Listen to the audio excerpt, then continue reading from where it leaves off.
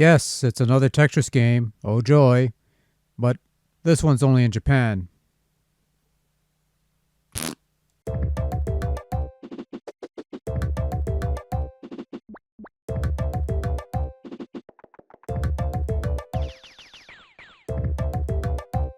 It's Superlite 1500 THE Tetris. The Tetris.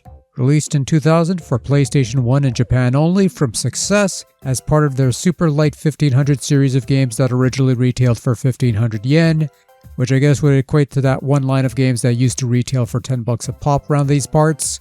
Success is mostly known for their cotton line of cutesy shmup things, and I guess they did other stuff as well.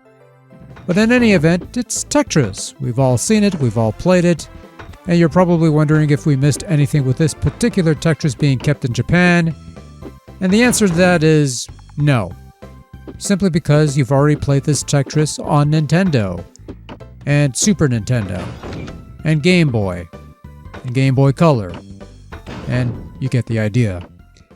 This is very bare bones classic Tetris that somehow saw release in the year 2000 and was not subjected to the Universal Tetris guideline that started becoming a thing around that time, which meant that your only controls were moving your tetrominal left or right, 2 rotate buttons clockwise or counter, and pressing down to speed up your piece's drop.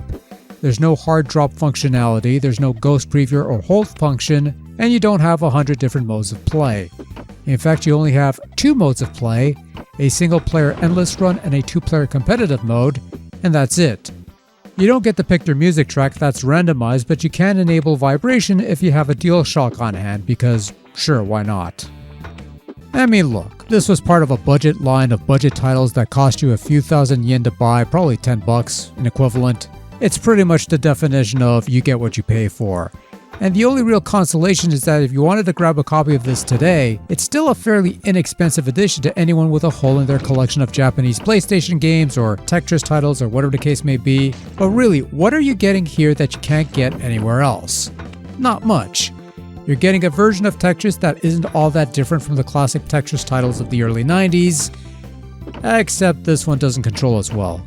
Movement in particular feels a bit sticky, perhaps even a bit laggy at times, which explains some of the jerky moves and absolute misses that shouldn't have happened in a Tetris offering with decent controls.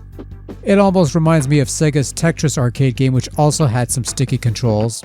I don't know, I wish I could play a Tetris game from Japan that isn't on a Nintendo console that doesn't control like absolute ass. Would be nice, but alas.